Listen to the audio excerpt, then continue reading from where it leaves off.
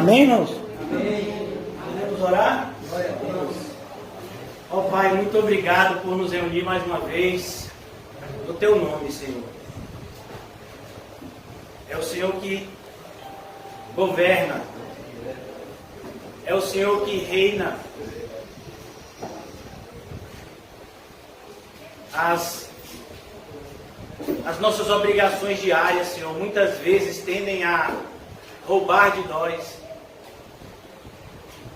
a consciência de que o Senhor está no controle de tudo e de todos. Nessa noite, Senhor, possamos despertar mais uma vez essa percepção de que o mundo espiritual é real e que as coisas físicas, elas são consequências do que acontece no plano espiritual. Livra-nos, Senhor, de uma vida cega, onde só conseguimos enxergar o que os nossos olhos nos mostram. E nos concede, Senhor, principalmente na noite de hoje, onde a Tua palavra é de ser ministrada, ouvidos para ouvir e olhos para ver, a sublimidade, Senhor, das revelações que o Senhor nos entregou por meio dos Seus servos, os nossos irmãos, os apóstolos do passado, os profetas, que deixaram para nós, Senhor, a Tua palavra, de forma escrita. A Tua providência fez que chegasse a nós, e por meio dela, a nossa vida espiritual não somente fosse iniciada, mas fosse guiada, para que pudéssemos andar em segurança, pois lâmpada para os nossos pés é a Tua palavra, é a luz que guia o nosso caminho e nos faz evitar os tropeços que a escuridão inevitavelmente há de trazer. Ajuda-nos na noite de hoje, Senhor, a sermos vivificados, santificados. Ó Senhor, fortalecidos em Ti, na força do Teu poder, para que possamos triunfar diante de cada adversidade, para a glória do Teu santo nome. Em nome de Jesus, amém e graças a Deus. Amém, irmãos? Vamos abrir no Evangelho de Lucas, capítulo 5. Nós estamos aqui estudando o Evangelho de Lucas e já estamos agora no capítulo 5 desse Evangelho. O Evangelho de Jesus Cristo, segundo escreveu o evangelista Lucas.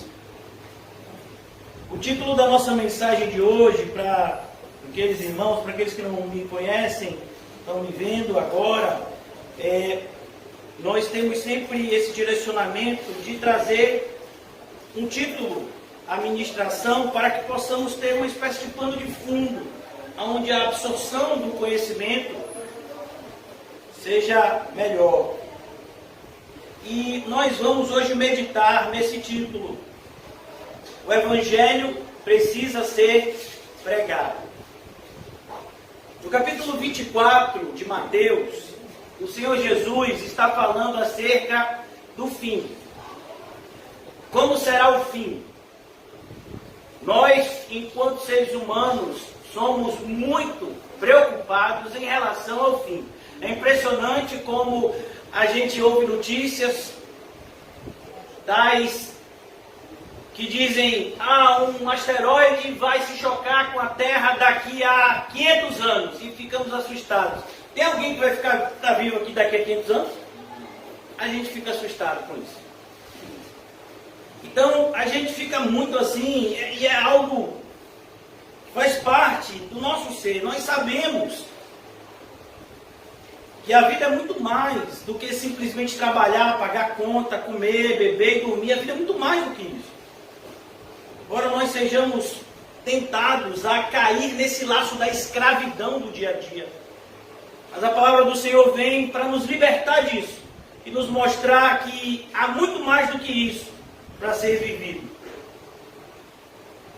E Jesus, então, falando acerca das coisas do fim, como eu dizia a vocês em Mateus, ele diz: olha, O fim vai chegar, mas antes que o fim chegue, é necessário que este evangelho seja pregado no mundo inteiro. Então virá o fim. E eu tenho que dizer a vocês, irmãos, que o evangelho não é, como infelizmente tem sido disseminado nos nossos dias, o evangelho não é Jesus Cristo curando, libertando. Não, o evangelho é Jesus Cristo perdoando pecados. A cura, a libertação, elas são uma consequência do perdão de pecados. E a verdadeira cura é a cura espiritual que precisamos. A verdadeira libertação é a libertação dos pecados, é essa que precisamos. E aqui nós vamos ver isso. O Senhor Jesus, ele continua a sua caminhada, independente dele ser aceito ou rejeitado. No capítulo 4 de Lucas nós vimos isso. O capítulo 4 de Lucas começa com Jesus sendo rejeitado na sua própria cidade que ele foi criado, a cidade de Nazaré. Ele é conhecido como Jesus de Nazaré, pois ele foi criado nessa cidade da Galileia. E ele é rejeitado quando ele prega lá, mas ele não para. Ele continua pregando. E é importante que eu e você tenhamos cuidado, porque o mundo tende a nos adestrar de tal forma que nós fazemos de tudo para sermos aceitos. É ou não é? Se alguém famoso corta o cabelo de um jeito, a gente corta. Se está na moda determinado tipo de roupa, a gente quer vestir. Porque a gente quer ser aceito. A gente quer que as pessoas gostem da gente. Mas isso é perigoso. Porque nós vivemos em um mundo perverso, onde confiar no sentimento humano é loucura. Porque a mesma pessoa que hoje te diz, hosana nas alturas, bendito aquele que vem em nome do Senhor, é a mesma que vai dizer, crucifica. Então nós não podemos confiar nos homens. Nós devemos confiar em Deus, e nele somente. E naquilo que Ele nos diz, a sua verdade, a verdade de Deus deve ser a nossa verdade. Devemos nos apropriar dela, como Ele mesmo nos oferece. Capítulo 32 de Deuteronômio, ele diz aquilo que Deus revelou pertence a nós. Pertence a nós. Se aproprie da palavra. Leia a palavra de tal forma que ela entre em você e você e a palavra sejam uma coisa só. Versículo 1 do capítulo 5 de Lucas. Aconteceu que ao apertá-lo a multidão, perceba, Jesus, ele sabia passar por isso.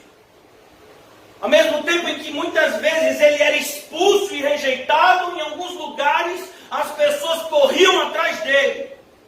Muitas vezes por motivos errados. Mas corriam atrás dele. Se amotinavam, se juntavam para estar perto dele. Porque sabiam que dele saía virtude, saía poder. Nós vimos na semana passada, aqui nesse mesmo local, que a misericórdia e o juízo, eles estão sempre juntos. O fato de Jesus nos conceder algum tipo de favor, não significa que Ele está nos salvando.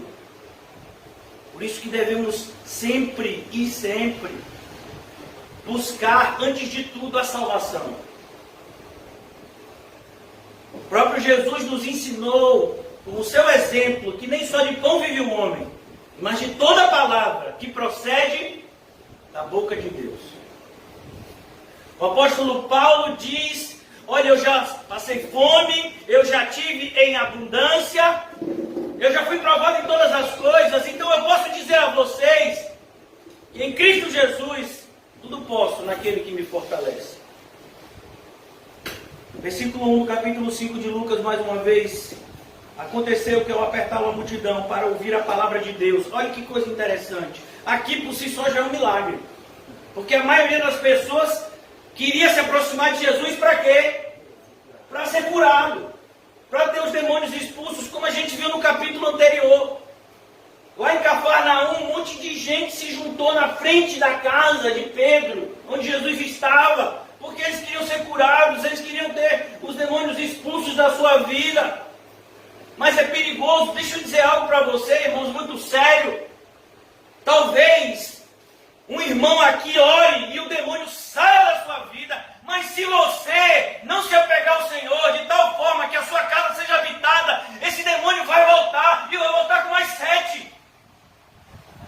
Por isso que esses cultos de libertação, irmãos, eles estão fazendo um grande desfavor à igreja de Cristo.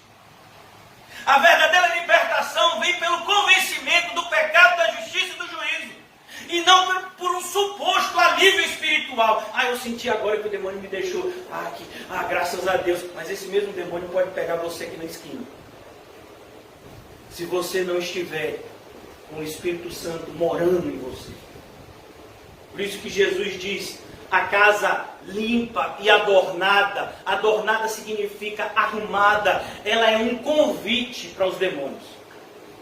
Aquela casa ela tem que estar habitada. Como está escrito, Cristo em nós. Em nós. O reino de Deus não está ali, não está acolá, ele está dentro de vocês. É o que disse Jesus. Aconteceu que eu apertava a multidão para ouvir a palavra de Deus. Que maravilha! Quando as pessoas se juntam para ouvir uma palavra que vem de Deus.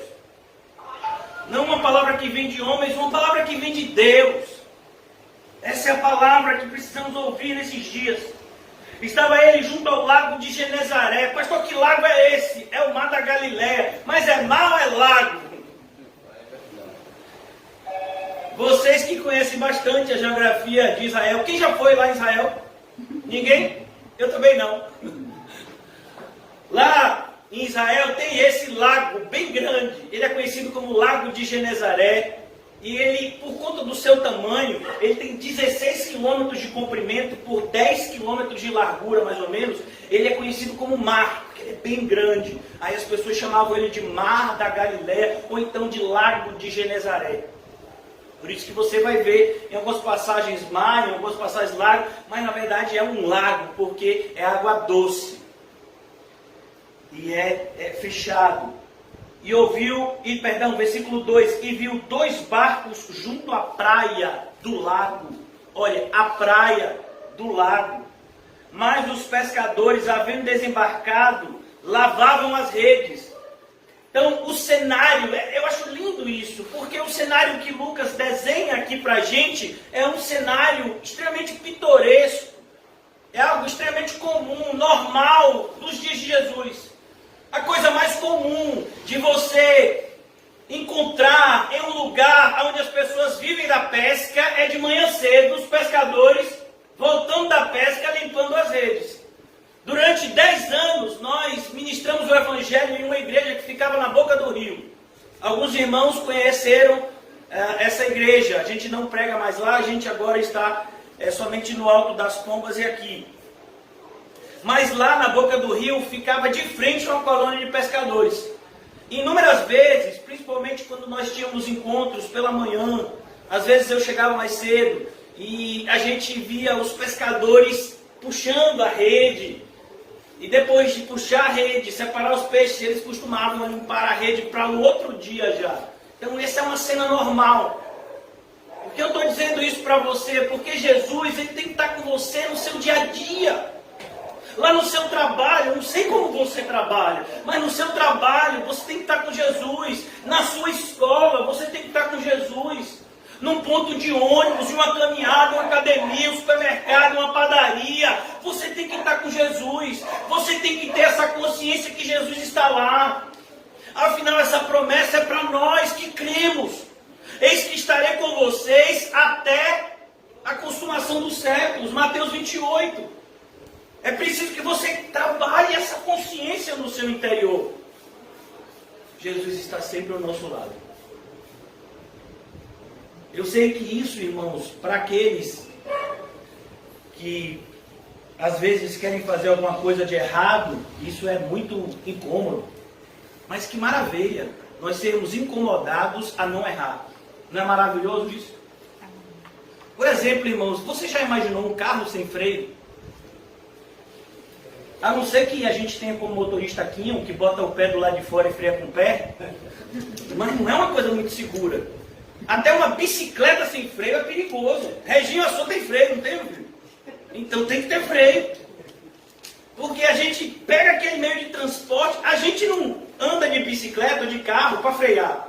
A gente anda para se deslocar mais rapidamente do que de pé, não é assim?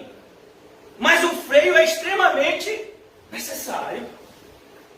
Porque senão um desastre pode acontecer. Então a mesma coisa, irmãos. Será que o Espírito Santo tem te freado? Tão maravilhoso quando a gente tem o Espírito Santo nos freando. A gente, sabe, eu já passei por essas situações e eu quero acreditar que muitos de vocês passaram e vão passar. Algumas pessoas estão se juntando e todo mundo está indo fazer a coisa que todo mundo acha que é normal e de repente o Espírito Santo diz, não, meu filho, isso não. Aí você, né? Conversando com você bem, quão louco que você é. Mas o Espírito Santo, todo mundo está fazendo. Mas você não é todo mundo.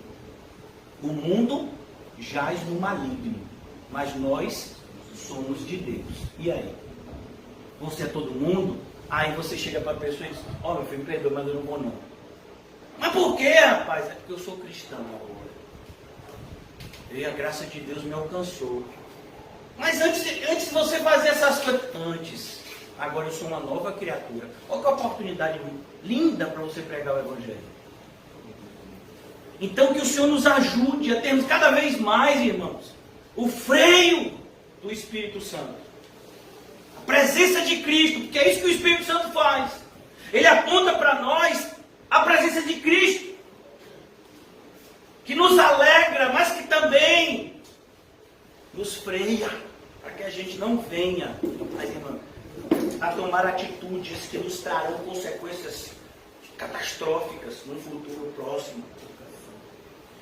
Então aqui no versículo 5, esses irmãos começaram o dia, talvez como eu e você, achando que ia ser um dia comum, chuvoso, um inverno qualquer em Salvador.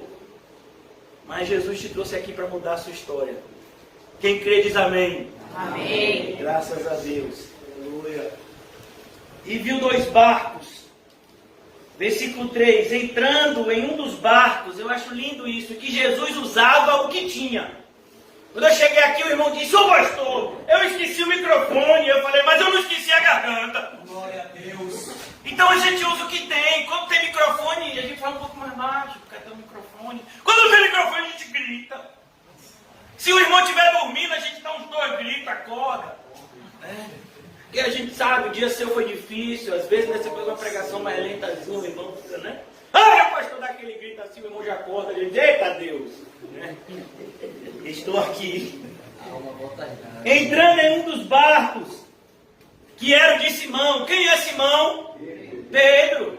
O nome dele era Simão, mas Jesus disse, Simão, não está certo. Simão era o seu velho eu. Simão significa cana, um pedaço de cana, que o vento leva para um lado e para o outro. Simão significa flexível. Pedro, você não pode ser flexível, você tem que ser firme. Uma pedra. E aí então ele começa a chamar Simão de Pedro. Mas aqui nós vemos que Lucas ainda usa esse nome para Pedro, Simão. Entrando em um dos barcos, que era o de Simão, pediu-lhe que afastasse um pouco da praia. Os irmãos sabem que isso foi muito usado antigamente, que não tinha microfone, não tinha eletricidade, que não se tinha ainda, né, essa tecnologia de hoje. Então o que você usava para a propagação do som? O vento. A gente sabe que o vento sopra do mar para a terra. Então, quando você vai e sobe no barco, se afasta um pouco, você fala de tal forma que a sua voz se propaga e consegue alcançar mais longe do que se você estivesse na praia, ali perto das pessoas. Então, ele alcançava mais gente. É como a gente, quando nós estamos em uma igreja maior, você vê que o púlpito é mais alto. O pastor fica num lugar mais alto, justamente para que as pessoas possam ver, as pessoas possam ouvir melhor. E o propósito é justamente esse. Porque de nada adianta você estar em um culto e você não está ouvindo o que está sendo pregado. O apóstolo Paulo chega a dizer, por que ele não falava em uma palavra, em uma língua, em um outro idioma? Por quê? Porque é necessário que você entenda o que Deus está dizendo para você. Você tem que compreender o que eu estou falando para você. Esse é o papel do pregador, trazer uma mensagem clara, para que o povo entenda. Você pode até não concordar, mas você diz, eu entendi. Eu não concordo, mas eu entendi. Porque você só vai crer se o Espírito Santo de Deus vivificar essa palavra no seu interior. Mas é o meu papel fazer com que essa palavra chegue até os seus ouvidos. Então aqui, ele se afasta, pede que o barco seja afastado, então ele começa a pregar, ele se assenta no barco, porque o costume da época era justamente que os rabinos, os professores, eles pregavam sentados. Era interessante isso. Era o contrário de hoje. Hoje os ouvintes ficam sentados. Eu garanto que naquela época dormia menos gente no culto. Porque dormir em pé é mais difícil, né? Mas aí mudou as coisas, né? Os costumes mudaram, aí o pregador fica em pé e as pessoas ficam dormindo. Não, fica ouvindo. E é isso, o verbo é outro. Vocês aí, irmão. Assentando-se ensinava. Ele ensinava do barco as multidões. O que Jesus ensinava, irmãos? Sabe, os ensinos de Jesus, eles eram sempre parecidos.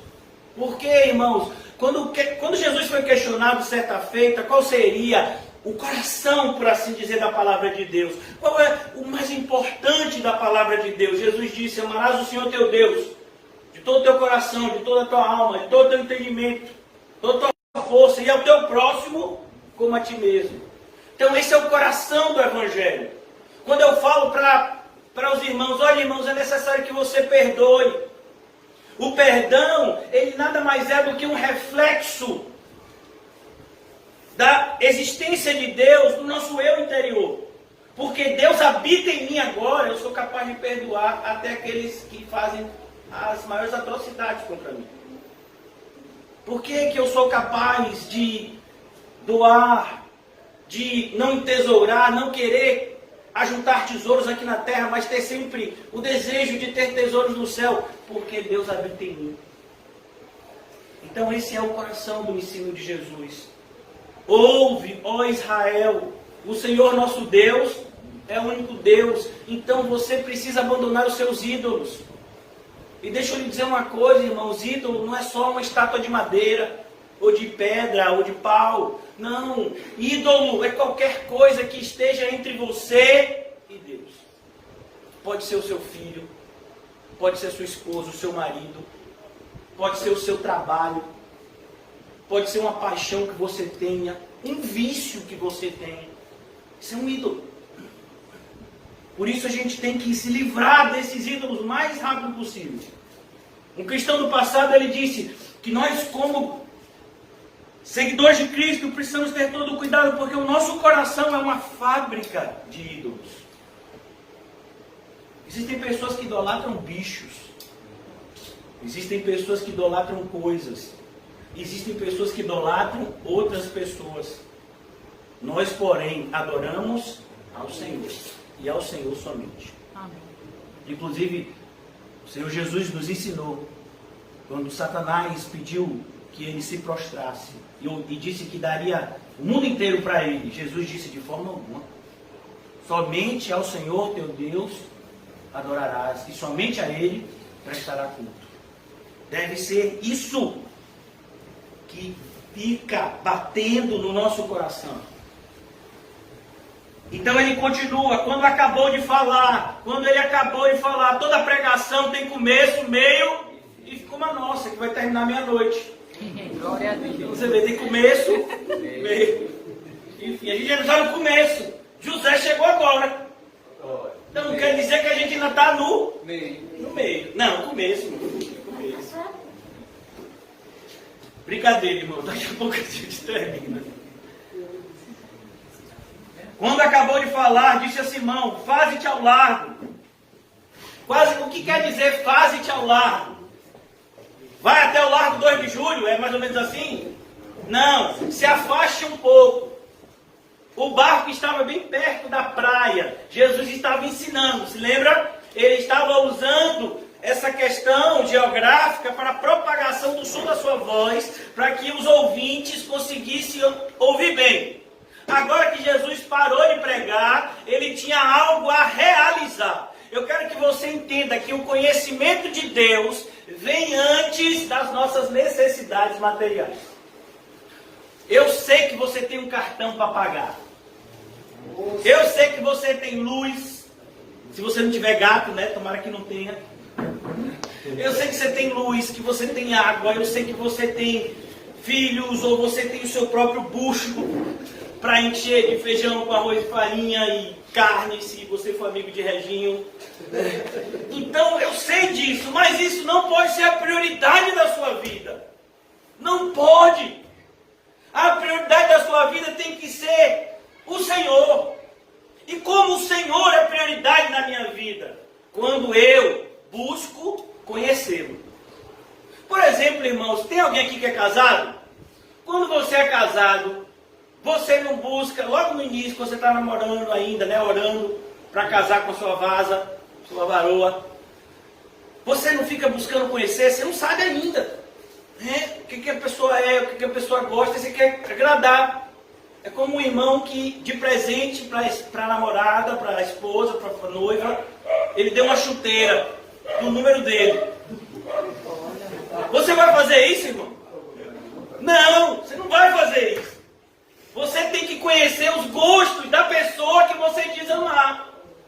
Para que você se relacione com essa pessoa de maneira que ela se agrade também. Porque um relacionamento é um caminho de mão dupla. Às vezes no nosso relacionamento com Cristo, nós somos pessoas extremamente egoístas. Parece que só Cristo tem obrigações com a gente, que a gente, né, não tem nada a fazer. Não, não é bem assim. Nós precisamos entender que o Senhor é o pastor daqueles que ouvem e o seguem. As minhas ovelhas ouvem a minha voz e me seguem. Quem aqui conhece o Salmo 23? Ninguém conhece o Salmo 23? O primeiro versículo, só o primeiro. Eu creio que todo mundo conhece. O Senhor é meu pastor. Quem sabe, né, quando a gente está assim, achando que a farinha vai acabar, que o azeite vai acabar. O Senhor é meu pastor. O Senhor é meu pastor. Revela a Deus. Meu filho, quem disse que o Senhor é seu pastor? Você é ovelha dele. Porque ser ovelha de Jesus é como eu disse a vocês, são aqueles que ouvem a minha voz e me seguem. Glória a Deus. Olha, eu vou dar um exemplo para vocês. Imagine uma pessoa que você nunca conheceu, chegando em sua casa e lhe pedindo um pedaço do último biscoito do pacote. Você daria? Não. Aí tem que orar. Pois foi isso que aconteceu. O profeta Elias chegou na casa de uma viúva que só tinha um pouquinho de azeite, um pouquinho de farinha. Era tão pouca a quantidade que ela disse: eu estou fazendo a última refeição para mim e para o meu filho. Depois que a gente começa a refeição, a gente vai ficar esperando o tempo para morrer. Essa foi a resposta daquela mulher. Sabe o que foi o profeta Elias disse? Tudo bem, você vai fazer esse bolo e vai dar primeiro um pedaço para mim. Depois você vai comer o seu filho e não vai faltar comida para a gente. Meu filho, deixa eu dizer uma coisa. Minha filha, meu filho, hoje aqui, que eu tenho vocês como filhos e filhas na fé. Amém. Vocês fariam isso? Varão, não lhe conheço. Socorro. Eu não lhe conheço. Você vem de uma terra estrangeira, que é esse negócio desse Israel aí. Com esse negócio desse cajado na mão aí de profeta, com essa barba estranha. Querendo comer meu último bolo. Isso é fé, irmão. Então a gente tem cada vez mais que trabalhar isso em nós. Porque sem fé é impossível agradar a Deus. É impossível. Por que eu estou aqui, pelo Espírito Santo de Deus, me esforçando para que vocês compreendam aquilo que o Espírito tem a dizer a nós? Porque a fé vem pelo ouvir, e o ouvir a palavra de Deus. A minha esperança é que, durante a ministração dessa palavra, nosso coração seja cheio de fé. Amém. E que essa fé possa mudar a nossa vida. Amém. O Senhor Jesus disse que se a gente tivesse a fé como um grão de mostarda, que era o menor grão da sua época, a gente diria para um monte, imagine, uma montanha, lança-te ao mar, e a montanha teria que te obedecer. Olha o que é isso, irmão. Mas a questão é, tem fé? Então a gente tem que ter fé. E a fé vem pelo ouvir, e o ouvir da palavra. Olha aqui, como a gente vai ver como a fé é importante. Respondeu-lhe Simão, mestre, havendo trabalhado toda a noite, nada apanhamos, ó. Agora a gente está sabendo que eles estavam limpando a rede na maior tristeza. Porque eles não pegam nada nessa noite. Você já imaginou? Vamos imaginar que você tem uma guia. E aí você vende, sei lá, meu filho, né? Bala de gengibre. E aí você não vendeu nenhuma. Imagine, você está voltando agora para casa sem nada. Só que diferente de quem tem uma guia de bala de gengibre, se der fome você bota bala de gengibre para dentro. Aqui não, meu filho, você é pescador, se você não pescou nada, o que você bota para dentro? Nada. Então, eles estão tristes, eles não pescaram nada. E eles conheciam. Não foi por preguiça, não foi por falta de dedicação. Quantas vezes a gente vê agricultores que acordaram cedo, trabalharam muito, mas vem uma chuva e acaba com a plantação inteira. Vem uma seca e acaba com a plantação inteira. Vem uma geada e acaba com a plantação inteira. Vem uma praga e acaba com a plantação inteira. É assim ou não, irmãos? Amém. Nessa época do Covid, quantas pessoas ficaram sem emprego? Mas se você tem Jesus, eu posso te garantir que você tem alguém que cuida de você. Amém. Respondeu-lhe Simão, mestre, havendo trabalhado toda a noite. Eles trabalharam toda a noite.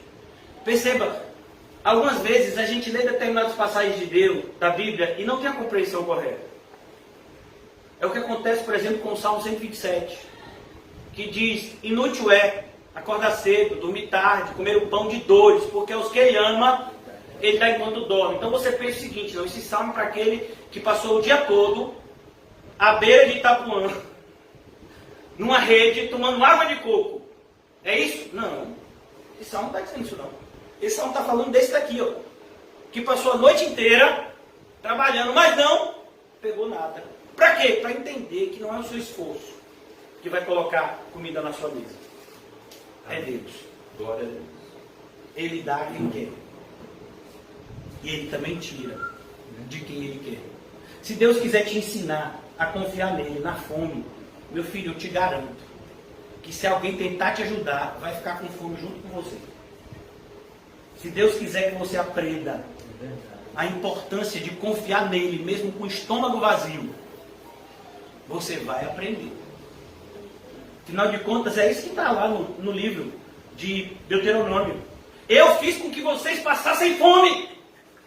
Deus, por que você fez isso com a gente? Vocês precisavam aprender que nem só de pão viverá o homem, mas de toda palavra que procede da boca de Deus. E aí eu quero fazer uma pergunta a você e a mim. Será que a gente vai precisar passar fome para valorizar Deus? Será, irmão? Porque a correção é proporcional à obediência ou à desobediência. Então vamos imaginar, eu digo à minha filha, faça isso, ela não faz. Na segunda vez eu digo, minha filha, faça isso, ela não faz. Na terceira vez eu vou falar do mesmo jeito. É proporcional. Então, se Deus está falando com você que você deve começar a fazer algo, ou deixar de fazer algo, você insiste, pode ter certeza que nós temos um Deus que ama e que corrige. A gente está acostumado a um mundo onde tudo está de cabeça para baixo. Então parece que amar significa deixar a pessoa fazer o que quiser, quando quiser. Não, isso não é amor. Isso é ódio, isso é falta de zelo. Porque quem ama, zela. Isso é zelo. É você se preocupar com a pessoa, com o futuro dela. Então você vai disciplinar essa pessoa porque você ama. É isso que Deus faz com aqueles que são seus filhos. E olha que Deus nem faz isso com todo mundo, viu? Ele faz isso com seus filhos.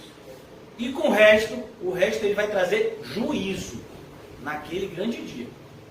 E alguns vão sofrer juízo de Deus já nessa terra. A gente tem alguns casos na Bíblia.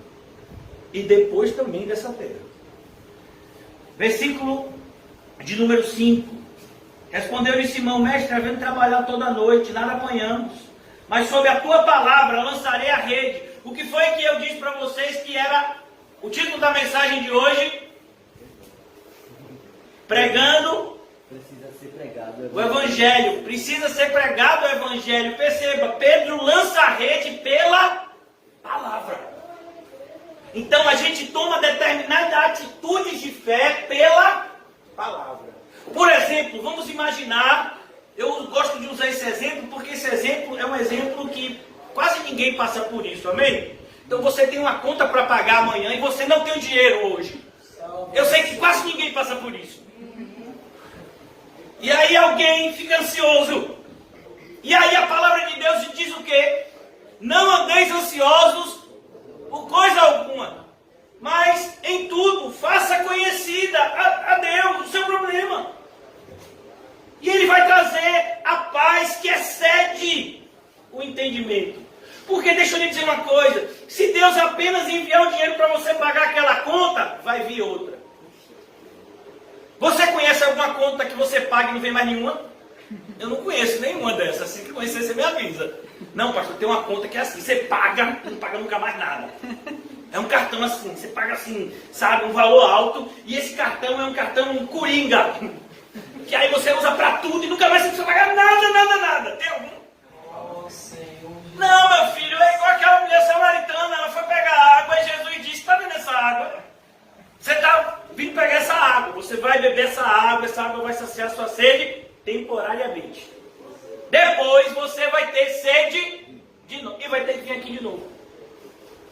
Quantas vezes você bebeu água hoje? Você bebeu água de manhã, meu filho, e se você for igual a mim, você só bebe de litro. Minhas filhas ficam dizendo: meu pai, que garganta é essa? E aí depois, quando dá umas 2, 3 horas, meu filho, sente de novo. Você bebe água. É igual a sua conta. Você pagou no mês de junho. E aí você louvou a Deus. Sou Senhor, aleluias. Aí chegou julho. Aleluias! Está chegando agora, Paulinho já dobrou a perna. Está chegando agora que mês? Agosto. Vamos pular essa parte. E sua conta vai ser agosto de Deus. Então, irmãos, é importante você aprender a confiar em Deus para tudo. Amém. Eu já disse a vocês no início, o mundo físico, ele é um reflexo do mundo espiritual.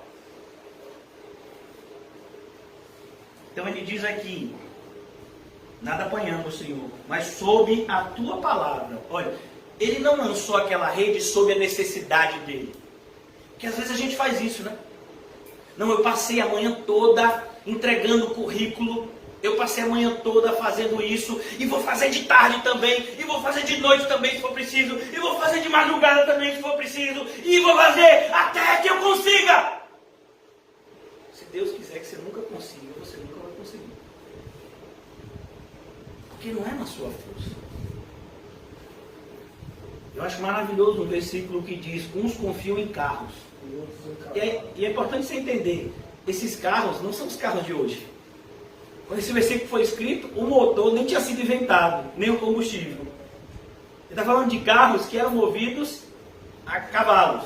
Então, uns confiam em carros que eram movidos a cavalos, as famosas carruagens. Outros confiam em cavalos. O carro eram vários cavalos puxando uma carruagem, né? Um carro. Outros confiam num cavalo, que é esse animal forte. Mas nós confiamos no Senhor. É importante, irmãos, ressuscitarmos essa fé que parece que tem sido esquecida. A fé genuína. Nada apanhamos, mas o Senhor disse: que a gente deveria crer e nós cremos. Versículo 6: isto fazendo, apanharam grande quantidade de peixes. Você crê nisso, irmão? Amém. Quando você obedece, você é recompensado. Não é uma questão de interesse, porque se você tiver interesse, Deus sabe que você é um interesseiro e Ele nunca vai fazer isso com você. A sanguessuga tem dois nomes: dá. E Deus não gosta daquele que se aproxima dele, tentando enganá-lo. É isso que o apóstolo Paulo diz: com Deus não se brinca, Deus não se deixa escarnecer. Não pense que você poderá enganar a Deus. Ó Deus, eu quero te servir porque eu te amo. Mas na verdade você está querendo servir a Deus só para se ver garantido. Deus sabe a verdade de cada um de nós. Ele sabe quando a gente se aproxima de Deus em amor em amor sincero, e quando a gente se aproxima mediante interesse apenas. Ele sabe a diferença. Por isso é importante que nós sejamos sinceros. E fazendo isso, apanharam grande quantidade de peixes e rompiam-se as redes. Foi uma quantidade de peixe tão grande que eles não estavam preparados. É como, por exemplo, irmãos, alguém aqui já andou de bicicleta? Tem determinadas bicicletas que elas têm uma quantidade de peso. Não, eu vou dar até um exemplo melhor. Sabe essa cadeira aqui? Se você pegar essa cadeira aqui, eu não sei se essa tem escrito, mas na maioria delas tem escrito a quantidade de peso que suporta. 120 quilos. Eu acho que é 120, né? Aí vamos imaginar que você tem 128, mas você não quer admitir. Você diz: não, eu me pesei, eu estou com 119,5. Aí você senta na cadeira e a cadeira faz show! Essa cadeira está com defeito, mano. Eu vou processar. Eu sei que eu estou com 119,5. Então a rede ela tem uma quantidade de peso que ela aguenta. Mas a ideia é isso. Quando o Senhor envia algo para a gente, Ele sempre envia em abundância. Para quê, irmão? Você sabe me dizer? Para nos ensinar a generosidade. Porque, irmãos, junto com a providência de Deus, vem uma prova também. O que você vai fazer com o que eu te dei? Tem um versículo que nos ensina: aquele que roubava, não roube mais. Antes trabalhe com as suas próprias mãos, para ter com o que acudir o necessitado. Ó, pegou essa quantidade de peixe? É tudo para nós? Não. Tem a parte que a gente usa e tem outra parte que a gente vai distribuir para aqueles que precisam. É assim que tem que funcionar o coração de um cristão. Se você estiver recebendo mais do que você precisa, você tem que aprender o privilégio da generosidade. E não precisa de muito para ser generoso. Quem tem 2 túnicas, divida com quem não tem. Quem tem 2 quilos de carne, guarde, congele. Porque carne está caro. Não, irmão, divida. O pastor, para de falar essas coisas. Tem que falar essas coisas, depois eu fico oprimido na cozinha. Cortando lá. E aí eu vou congelar. Eu sei que minha vizinha está precisando. Não tenho daquele pastor que vem pro culto. Devia! Essa opressão é de Deus. Para te tirar do erro. Para mostrar para você a maravilha de viver uma vida além das coisas materiais. Glória a Deus. Não é ajudar por ajudar. Porque, como disse Jesus, os pobres sempre existirão no nosso meio. É ter a consciência de que estamos fazendo a vontade de Deus. Eu quero que quando você for dormir hoje e colocar sua cabeça no travesseiro, alguns irmãos dormem antes de fazer isso. Mas quando você for fazer isso, eu quero que você tenha consciência em paz, que você está fazendo a vontade de Deus. Versículo 7. Então fizeram sinais aos companheiros. Olha que maravilha. Olha como é importante você ter amigos. Você tem amigos. E deixa eu lhe dizer algo antes de você responder isso. Você só pode ter amigos que sejam amigos de Deus. Porque se o seu amigo não é amigo de Deus, ele é seu inimigo. E você nem sabia. Não sei se vocês já assistiram aqueles filmes de antigamente que falavam da Guerra Fria, que existia entre a antiga União Soviética e os Estados Unidos da América. E aí é nessa época que surgem os famosos espiões. Daí que surgiu o filme 007, que era um espião do serviço secreto inglês. Então o que é o espião? É aquele que se finge de amigo. Mas na verdade ele quer colher informações para usar contra você. Então cuidado. É importante que você tenha amigos que sejam amigos de Deus, para que esses possam ser instrumentos de Deus na sua vida. Porque só um amigo de verdade vai te dizer o que te machuca, mas você precisa ouvir. Por isso que eles são raros. Normalmente é mais fácil agradar do que corrigir. Por isso que a gente tem visto uma juventude desviada. Porque os pais não têm mais paciência de ensinar.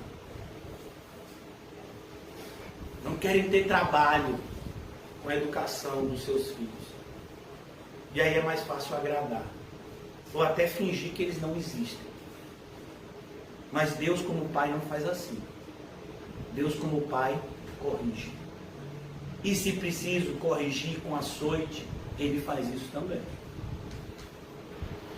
Então aqui, eles fizeram sinais aos companheiros do outro barco. Olha que coisa linda. Você faria isso? Vamos imaginar, irmãos, que você comprou um terreno. Diga uma cidade lá de Sergipe, que o terreno é bem barato. Não, bem barato. Lagarto é barato? Lagarto. Você comprou um terreninho lá em Lagarto, que você quer viver em paz. Você não aguenta mais ser pastor, você quer viver no meio do mato. Então, Bravo Urubu. Hã? Bravo Urubu. Bravo Urubu. É o lugar aí que ele falou. E aí você está lá em Bravo Urubu, mas você é crente. Você é Bravo Urubu, já está lá orando no campo, de repente você dá uma machadada, meu filho, e você encontrou um leito de ouro. Tudo brilhando assim. E aí você pensa logo em quem? Não, vou chamar o irmão Adams. Vou chamar o irmão José. Chamar o irmão Paulinho. Ô glória, Paulinho já disse. Quando eu comecei a falar o irmão, Paulinho disse, o meu. Vou chamar o irmão Edeval, que entende de campo. E a gente vai se juntar aqui, a gente vai extrair esse ouro e a gente vai dividir igual. Quem? Não, mas o campo é meu. Eu sei, não, chama esse pessoal aí, daqui a pouco eles vão querer meu ouro, meu. Não é assim que a gente pensa normalmente, não. Mas aqui não, aqui eles viram que aquela quantidade de peixes que Deus havia enviado, não é só para eles. Era para dividir. Você tem essa visão, irmãos? Talvez seja por isso que o Senhor nunca permitiu que você tivesse abundância. Porque a abundância iria afundar o seu barco. E não te ajudar. Se você não aprender a dividir, a abundância vai ser a sua perdição. É verdade. Então fizeram sinais para os companheiros do outro barco, para que fossem ajudá-los. E foram e encheram ambos os barcos. Você percebeu o que a história está dizendo? Se fosse só um barco, o que é que iria acontecer? As redes iriam se romper e aquele barco provavelmente iria se afundar. Com a quantidade de peixe. Mas 2 barcos foi a conta certinha para os peixes que Deus enviou. Eu quero te dizer que você não vai conseguir trilhar a caminhada da fé sozinho. Tem muita gente que tem evitado reuniões como essa. Evitado fazer parte de uma igreja, evitado se batizar, evitado congregar, porque acha que todo mundo é ruim. E deixa eu lhe dizer uma coisa, todo mundo jaz no maligno, mas nós somos de Deus. Glória a Deus. É importante que você tenha essa consciência de que sozinho você não vai conseguir. Você precisa de companheiros de jornada. Mas os companheiros de jornada são imperfeitos, são igual a você. É verdade. Se olha no espelho. Então a gente precisa, irmãos. A gente precisa. Eu tenho ficado triste porque se é uma coisa que essa pandemia tem feito é aumentar o individualismo. Os seres humanos, em virtude do crescimento da tecnologia, antes mesmo da pandemia, já estavam cada vez mais individualistas. E essa pandemia tem acentuado isso.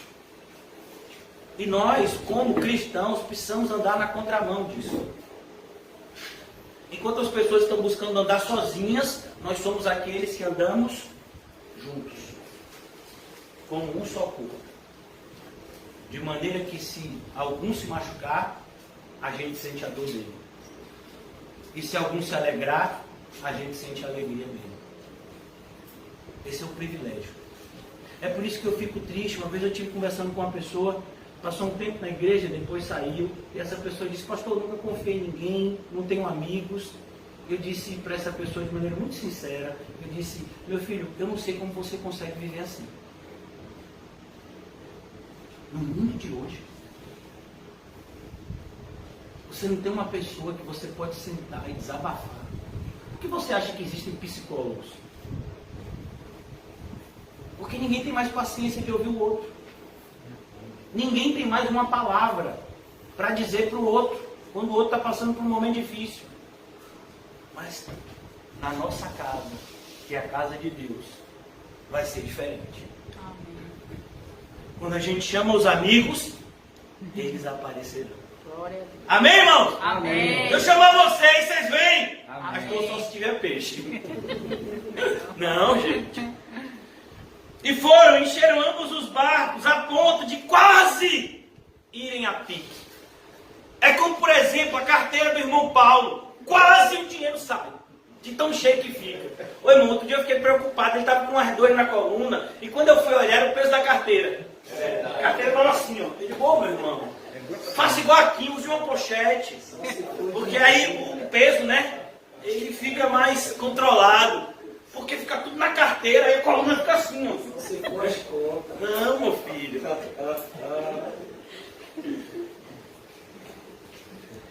E foram, encheram ambos os barcos, a ponto de quase irem a pique. Olha, irmãos,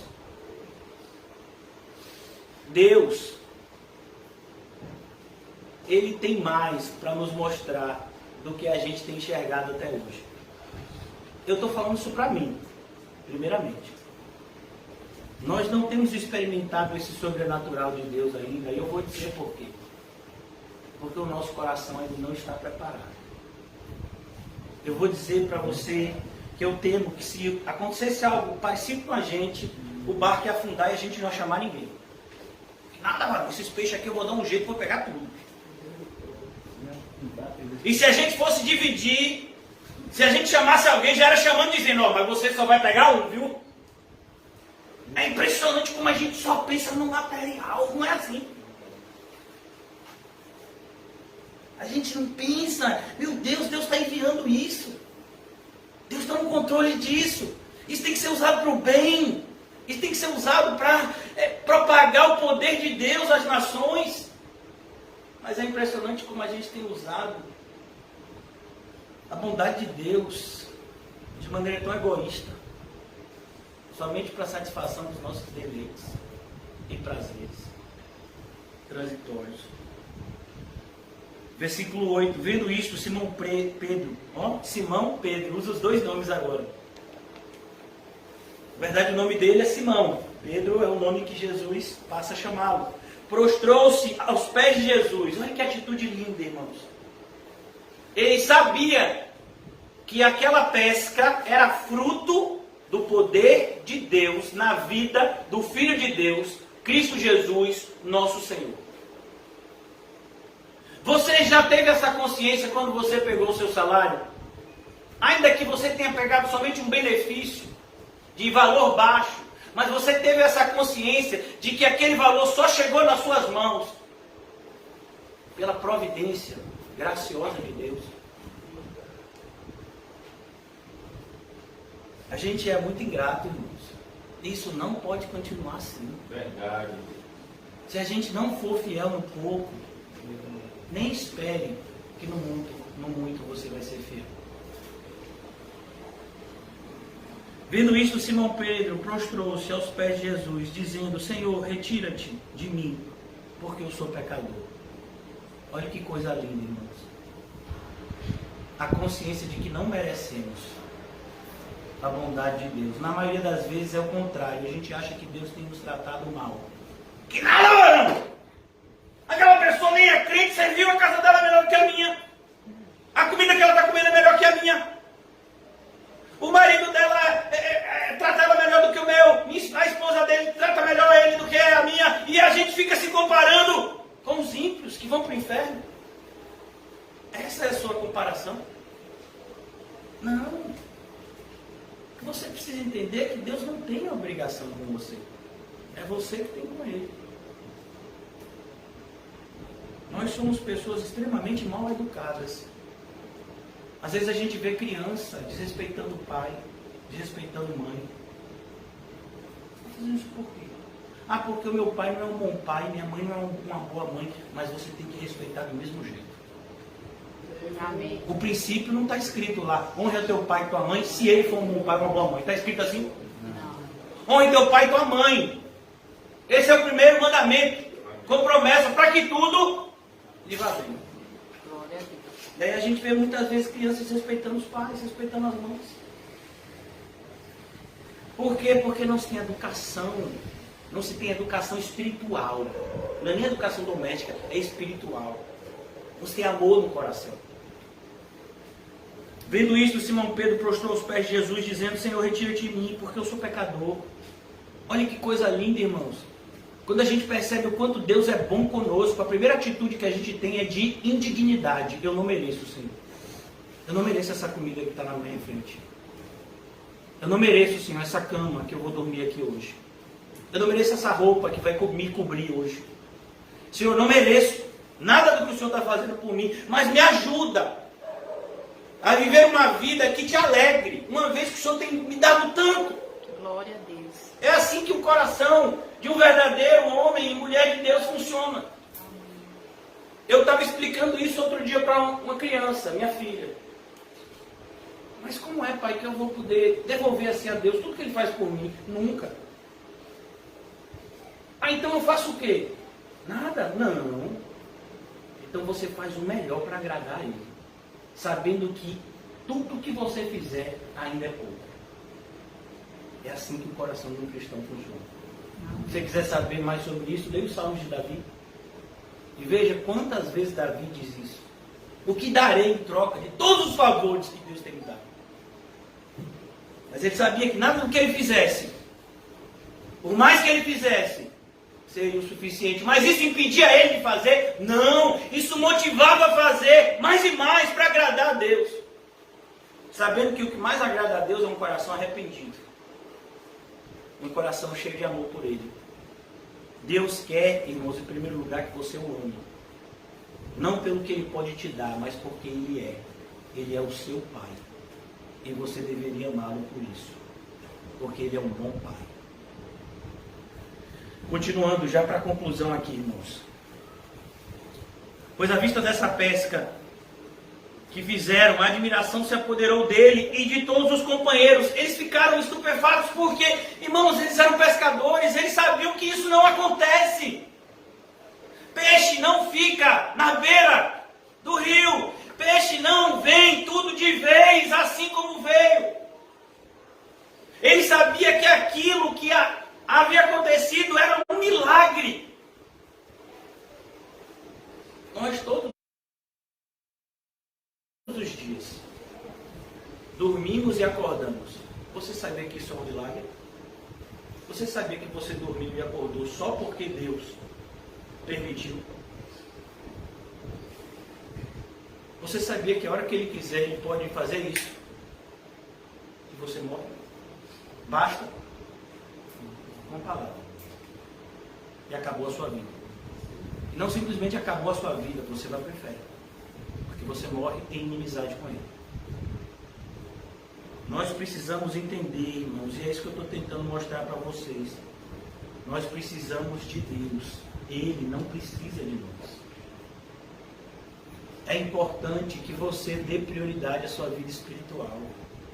Olha, irmãos, eu fico tão triste porque em 10 anos de pastoreio, 90% das pessoas que eu tive relacionamento na igreja, né, que de alguma forma me relacionei com o pastor, nunca deram a prioridade merecida ao Senhor. Sempre o resto. Uma vez eu cheguei para uma pessoa e eu disse para ela, essa pessoa saiu da igreja, mas eu disse, então minha consciência em paz, eu disse, você sabia que a oferta que você tem dado é a de Caim? Aí a pessoa disse, não, o senhor nem sabe o que eu tenho dado no gasofilaço. Eu disse, eu não estou falando disso. Você sabia que antes de você ofertar qualquer coisa material, você tem que ofertar o seu corpo, vivo, santo e agradável a Deus? Qual foi a diferença entre a oferta de Abel e a de Caim? Abel amava a Deus, Caim não. Não é o que você dá, é o que você sente. O que motiva você a fazer o que você faz. Por exemplo, vocês trabalham e você vai ver pessoas que trabalham com vocês e tem gente que trabalha feliz e tem gente que trabalha infeliz. Sabe qual é a diferença? Quem trabalha infeliz trabalha só pelo salário. Quem trabalha feliz trabalha por algo mais. Amém. Trabalha porque entende que o trabalho é uma forma de abençoar o outro. Que o trabalho é uma forma de glorificar a Deus. Que o trabalho é uma forma de retribuir a Deus os dons que Ele tem nos dado. Mas quem trabalha só por dinheiro é o mais infeliz. É aquele que entra 8 horas e que está doido que deu o horário para ir embora. Por quê? Porque ele só quer o dinheiro no final do mês. É isso que você quer, irmãos? Esse tipo de relacionamento com Deus? Uma vez eu conheci uma pessoa e me entristeceu tanto, que a pessoa disse, não, eu vejo assim que tem as mansões celestiais, mas eu fico feliz se eu tiver um kitnet no céu. E eu disse para essa pessoa nunca mais falou comigo. Eu disse para essa pessoa, meu amigo, me perdoe, mas não tem kitnet no céu. Deus não faz assim. Ou você anda por um caminho de excelência e recebe o melhor de Deus, ou você não recebe nada de Deus. Porque com Deus é tudo por tudo, ou nada por nada. Não, eu vou fazer o mínimo, para quando eu chegar lá no céu, eu ter uma vida assim bem, sabe? Humildezinha lá no céu, bem simplesinha. No céu não tem isso. O céu é uma vida, né, de filho de rei. E para que você tenha uma vida de filho de rei no céu, você tem que viver como escravo de Cristo aqui na terra. É por isso que muitos não querem. Simão entendeu bem. Versículo de número 10, concluindo, bem como Tiago e João, filhos de Zebedeu. Ó, os apóstolos aqui aparecendo, Tiago e João, filhos de Zebedeu. Zebedeu é um camarada, meu filho, que no primeiro momento ele ficou com o pé atrás de Jesus. Você já imaginou? Você trabalha e você tem 2 filhos que são seu braço direito e esquerdo na empresa, aí chega um camarada pregando o evangelho e diz que os seus 2 filhos vão trabalhar para ele agora, sem ganhar R$1. Carão! Esse rabino aí de lá de Nazaré, sei não, viu? Bem como Tiago e João, filhos de Zebedeu, que eram seus sócios. Olha que coisa interessante. Eles trabalhavam em conjunto.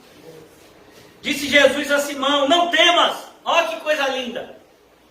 Olha, irmãos, deixa eu lhe dizer uma coisa. Quando você entende que Deus existe e que Ele é galardoador de todos aqueles que o buscam, como está escrito em Hebreus, a primeira coisa que vem no seu coração é medo. Se alguém aqui já teve alguma experiência de sentir a presença onipotente de Deus, meu filho, e não ficou morrendo de medo, eu vou lhe dizer, não foi a presença de Deus que você sentiu. Irmão, quando a gente vê aquele que criou o universo se aproximando da gente, a gente treme na base. Você entende uma coisa? Os demônios, que eram anjos que viviam na presença de Deus, temem e tremem, é o que diz Tiago.